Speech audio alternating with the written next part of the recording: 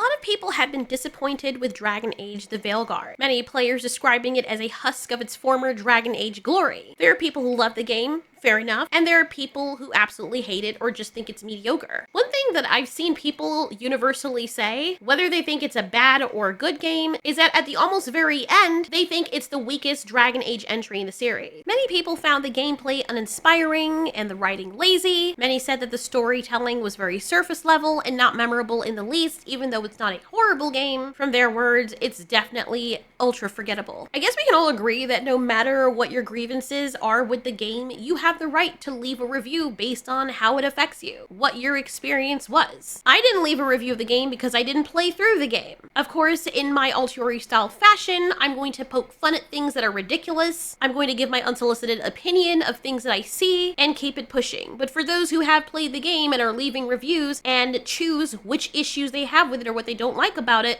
it shouldn't be an issue. Dragon Age has the worst facial animations ever. I mean, it's so bad, it's worse than Starfield. Look at this. We don't have time to play Who's the Greyest Warden. You need to shut up and listen. The threat is real. But anyways, they use the wrong pronoun, and then they partake in a sequence of self-shaming because of this. This is so eye-roll inducing that my own eyes nearly fell out of my own head. This on its own is just plain bad. It lacks any type of entertainment value to the player. There's no real humor here. There's an attempt at it, but it completely fails. Upon its release, Dragon Age the Veilguard has become this huge topic of conversation, and that's normal. You should want people to talk about it and say things about it. Whether your game is good or whether it's bad, whether people have an issue with it or think of it negatively or positively, you still want consumers and the population talking about your game. If your game is bad and everyone is saying something bad about it, it's uncomfortable, I understand, especially when you put a lot of hard work in it, but at the very least, you would expect from a business standpoint that you'd want to know what's not resonating with the audience. Not like anyone cares nowadays. And that's why before I buy a game, I will look at what other people are saying. It doesn't make up my mind whether or not I'll buy the game just because they hate it, but it at least gives me an idea what I'm getting myself into. Especially for games where you have to play a little over 2 hours to get the general gist of the game because you don't want to put it down too early, but then before you know it, you start to find yourself bored and you're like, damn, I can't refund this. And I've got to reiterate, at the time of launch, this game was freaking $60. $80 if you're getting the deluxe edition. Yes, and no one's gonna fault me for looking at YouTube reviews of what people are saying about the game or just looking at the gameplay. Sometimes what I'll do, I'll just go through some of the playthroughs just to get an idea. If the game is really good, I will stop the playthrough immediately and be like, nope, I gotta get this game. I gotta get this game. Or I'll look a little bit more at it and see what we're working with to get the general gist of it and whether or not I want further spoilers for an adventure. If it's a game I don't want to own, but I just want to see someone else play it, then I'll just watch them play it. And then that's its own form of entertainment too. Let's say that the game is not your kind of game, right? Meaning that you wouldn't spend money on the game. You wouldn't mind owning it for free or for a more affordable price, but $60, $50 is kind of steep for the type of game it is. And you're like, yeah, I don't see myself paying for that game, paying that much money for the game. Or maybe it's a game that you're not in the mood to play right now, or you don't ever see yourself spending time to play, but you'll watch someone else enjoy it on Twitch or on YouTube or whatever. That in of itself is still a form of entertainment, and just like watching a show or TV, you have the right as the audience, even if you haven't played the game, to be like, wow, this game kind of sucks. I mean, I'm not playing it, but just watching the mechanics of it, watching the story, it's freaking ass. It doesn't make any sense. You have the right to say that. So I know you're probably wondering, okay, well, what's my point? I've already made 2 videos on this. What is the whole point of this? Well, today, which was November 6th when I recorded this video, I saw this article come out saying, or titled, Metacritic Response to Dragon Age the Veilguard Review Bombing. And oh my god, every time I see review bombing, I always take that with a very hefty, blood clot-inducing grain of salt. Because maybe it's just me, but it feels like things that are universally hated by people or people are just not interested in, even if they're giving legitimate reviews, the freaking so-called journalists always have to come out when it's negative and say, look, they're review bombing it. But when it's something that they like and they're praising it and they know damn well they don't like it, they will lie through their fingers as they're typing their articles about how beautiful it is until after the season's over, and then they're like, you know what, on second thought, we lied. Everyone was right. We just wanted access to stuff. Oh, figure, look at this. Oh, look at this. Look at this. Oh, would you look at this? Just look at it. Just look at it. Yeah, well. What the heck is So this article is by Paul Tassi. I have seen his name before. And the reason why I even decided to read this article is because he was mentioning Metacritic, and I'm like, oh no, what now? Leave them alone. Because Metacritic is one of the few sites, when it comes to reviews, that I actually trust. I no longer trust Rotten Tomatoes. I hardly ever use Rotten Tomatoes. But Metacritic, you can usually find honest reviews on there with everything. So far, at the time of this video. So the guy starts off by saying, Metacritic user scores are frequently used a protest metric for certain games, for one reason or another, as an outlet that does not require you to own a copy of the game to rate it, unlike Steam, PlayStation, or Xbox. As such, a wide divide opened up after Dragon Age the Veilguard's launch between Metacritic user scores and those of other platforms. An updated recap: Steam 73% mostly positive, PlayStation 4.34 out of 5 stars, Xbox 4 out of 5 stars, Metacritic 3.8 out of 10. And yes, going to the website, he is indeed right. Let's look at some of these user ratings, and we can see there is a very huge divide. Now, the first thing I want to say, and I know that there are some who will disagree with me, as I am looking for the negative reviews, is that a lot of people prefer Metacritic over other review sites like Rotten Tomatoes for general entertainment, precisely because it's one of the few platforms that doesn't heavily filter or censor negative reviews. We have seen this in times gone by. I've already brought this up time and time again. You can check out the internet. I've already brought it up in other videos. Particularly, I saw it with the Captain Marvel debacle, when people were like, this movie's ass, it's boring, it's mediocre. Even my review of it being half an average was peeled away from Rotten Tomatoes. Many other sites and platforms have a reputation for being a lot more selective about what feedback they allow, which is very dishonest. Steam, for example, is fine, but it only lets you rate a game if you own it, understandably, right? And other sites bury, or they just straight up throw away any negative feedback in a way that makes it seem like the game is better received than it actually is. Metacritic is popular, and I personally like it also because it allows honest, unfiltered opinions, whether they're positive or negative. You have people shilling on here positive reviews and review bombing positive reviews as well, and you might have those who are also review bombing negative reviews, and then it balances out. If people are critical of a game, especially something with the biggest fan base as Dragon Age, they want a platform that doesn't feel biased or curated to protect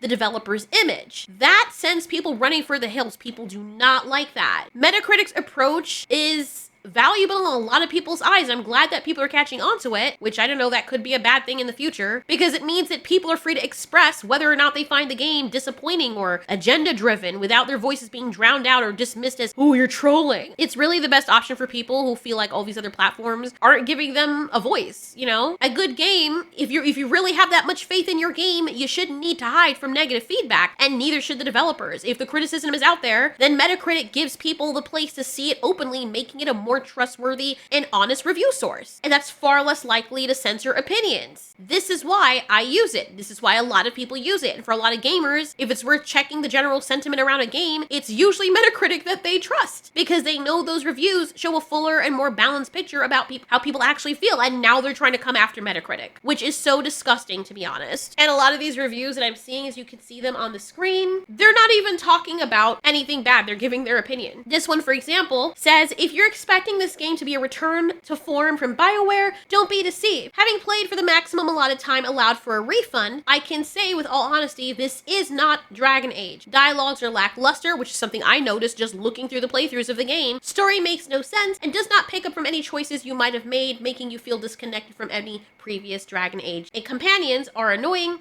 and at the best of times and downright stupid most of the time. Combat is simple and boring. Oh, that's a disappointment.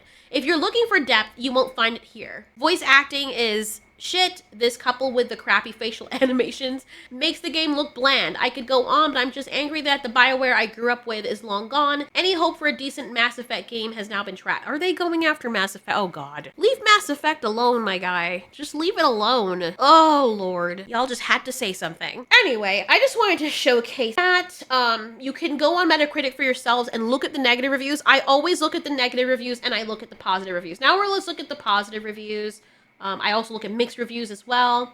So positive reviews. What I love about Dragon Age The Veilguard is that it reminds me of when I was playing Dragon Age Origins, which people say is a really good game, by the way. I will pick it up because enough people have told me, hey, you need to play this. And I'm like, you know, I mean, the animations and the things are ugly. Uglier than Mass Effect, in my opinion. But I'll try it since enough people are like the story, though. I'm like, okay, all right, fair enough. As the person continues, they say, Dragon Age Origins, while I was in college back in 2009, staying up late playing it and falling in love with the story and the characters. Now that I'm well into my 30s, my responsibilities have changed, but Dragon Age, despite all its changes, has made me still feel the same as it did back in 2009. Like going back to Hogwarts. I can always go back to Dragon Age. You know, Dragon Dick? I don't know. What is that and why is that censored? Anyways. But yeah. Zoe is my dog's name. But yeah, so there's people giving these, I like this review, like, I'm always skeptical when I see 10 out of 10 or 0, because sometimes people just are like, stupid game. I'm like, okay, you're not adding anything else to it. I think there should be a minimum character limit for people leaving reviews, in my opinion. So we're not just review bombing with one word. That would be considered review bombing. Like, imagine a bunch of freaking reviews that flood into the site, all with 0 rating and with one word, ass. And what, you know what I'm saying? Like, if people have to take their time out to write a review, most likely they're gonna have some real ire about it, or at least make them work, because most people are gonna be too lazy to do that who just want to troll. This 10 out of 10 review I'm skeptical about, because it says the game is amazing, the graphics are good, the characters are more memorable than Inquisition, and I've been enjoying the story. It's so fun. I was kind of scared when I saw some videos, but I changed my mind. One of the top games of this year. It kind of sounds like somebody who was paid to write this, or just is writing it because they're like, don't look at the videos, just trust me, bro. That kind of comes off like that review. I'm not saying this person isn't credible, like, I don't know them, but that's what these types of worded reviews put me in mind of, because there's a lot of reviews on Amazon that I've also learned to sift through and recognize when they're fake. See, this 8 out of 10 review, I did really enjoy the game. It's not perfect, but it was fun. I do like the new combat system. It reminds me of Dragon Age 2. The more linear areas that you can explore remind me of Dragon Age Origins. Yes, there are some cheesy lines, but let's be real, that's Dragon Age. I really like all the new companions. I do appreciate not having to collect a bunch of random shards that lead to nothing important.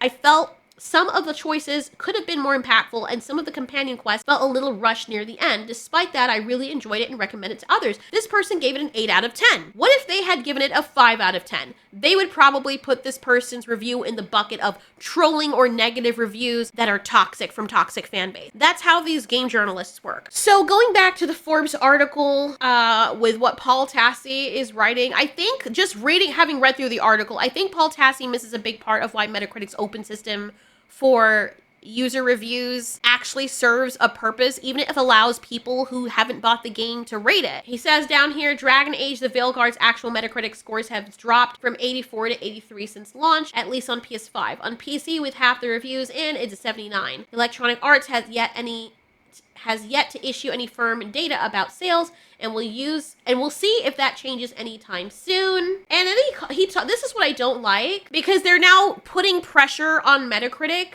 And it says in the article here, asked to comment about the slew of Metacritic user scores describing Veilguard with terms like woke, DEI, propaganda, agenda-driven, and so on, they issued the following statement. It's kind of sucky that they even have to do this.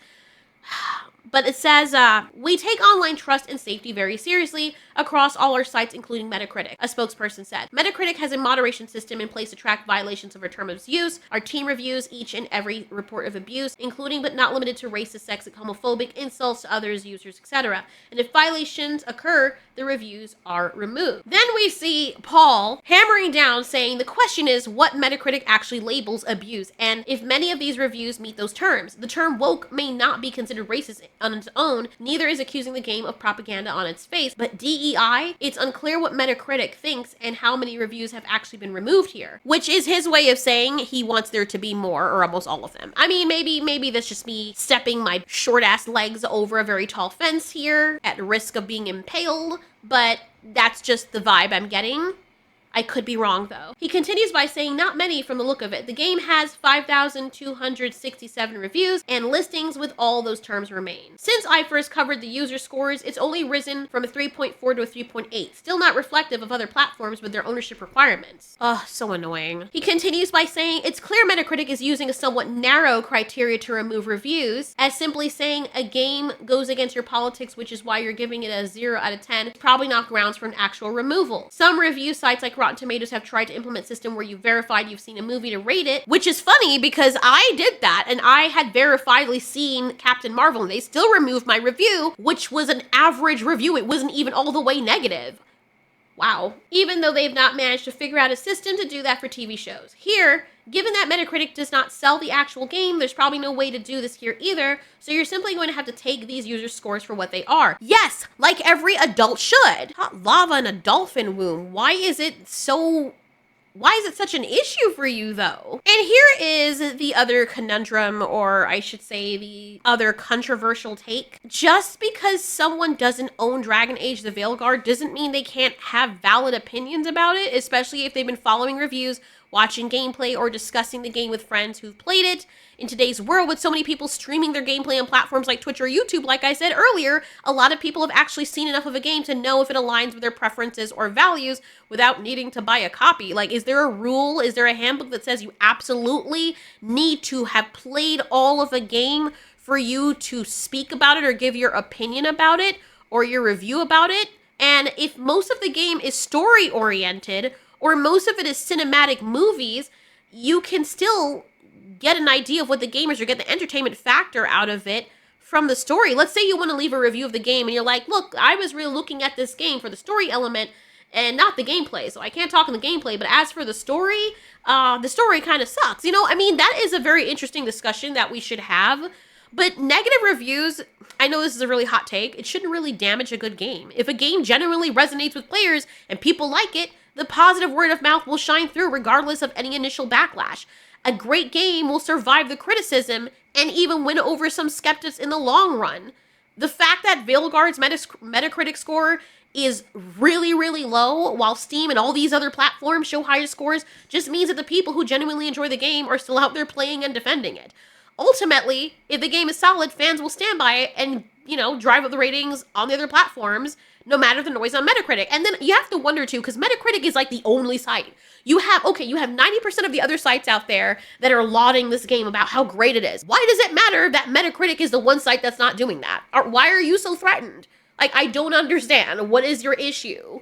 And the thing is, like, people can leave their opinions of something, and it doesn't matter, because if it's good, like I said, it will do well, and you know that this is the case, because how many games, like Hogwarts Legacy, have come out where there is a bunch of people trolling it and review bombing it and bitching about it, and the game still did very, very well. I mean, the Black Myth, also the same thing happened. A lot of these other people that are against gamers are like, this game is not inclusive, this game is not that, blah, blah, blah. Game still did well. Almost like those review bombings or all those negative things they were saying about the game did jack to affect the game sales. So again, why does it fucking matter? On top of that, Metacritic user reviews serve as a wake-up call for all these studios. A lot of people feel like they're being ignored when it comes to the big franchises that they all love. When Veilguard's themes or tones don't sit right with fans, they use Metacritic to voice their dissatisfaction. What's the issue? And while this dude named Tassi, the freaking author of the article, sees this as unfair, I see it, personally, as a very important feedback tool that holds developers accountable to their fan base. Like I said, though, it's only the one website. What do you want them to remove? Like, what do you see as negative or warranted for removal? Because I have a feeling if it's anything that goes against the ideology of these supposed game journalists, they would happily remove those voices of those people. Strange. To the point where some people even troll by leaving reviews that are 10 out of 10 or 8 out of 10, and they're like, oh, I just wanted to bump this review up here. This game was absolute ass, but they're rating it well, but the reviews are really bad. So are those not okay when people do that? Let's see how honest they are. Would you remove, if every single review that came in that was 10 out of 10, but they were all saying that the game was absolutely horrible, don't spend your money on it, it's terrible, but the rating is 10 out of 10. Would you leave those reviews up, or would you get rid of all of those? I would like to know. That would be a very interesting social experiment, because I can guarantee these freaking hypocrites would leave those ratings up. They would probably record on it, but they're like, well, the ratings are up, so that's all that matters, right? Or does it? Yeah, I don't have a problem. I don't have a problem with people turning to Metacritic, and I really hope that Metacritic doesn't sell its soul, because it doesn't gatekeep reviews behind purchases. It lets the wider gaming community be vocal about what they want or don't want to see in games. And at the end of the day, these articles are coming out saying, oh, the game is doing splendid, it's overwhelmingly positive. Okay, then shut the fuck up. Or you can keep bitching. It's your voice. Do whatever you want with it. But you can't then turn around and say that there's an issue and this is hurting the game, while in the same breath you're also saying, ha, your negative reviews aren't doing jack because people overwhelmingly like the game. So then leave the freaking 3% of people out there who are telling you that they don't like it for whatever reasons they don't want to like it. Why is this rocket science? I don't understand. But anyway, that being said, what about this game did you guys like? I know there's a lot of people who like the game. I'm sorry, for this game being so heavily story-driven and me liking choice RPGs, stories being a very integral part of why I would buy the game, it just didn't do it for me, and there were some parts that just put me off to it. I'm just like, okay, this is bad. This is bad. It's not even just one clip or two. It's like several. I've watched some playthroughs of it, and I'm like, it's not worth $60 freaking dollars. Maybe $19.99 I would buy a game like this, and I don't even know when I would play. It'd probably still be sitting in my Steam library. I would rather play freaking General Jousting over this, I swear. That's actually more fun. But yeah, what do you guys think? What exactly do you like about the game? What do you dislike about the game?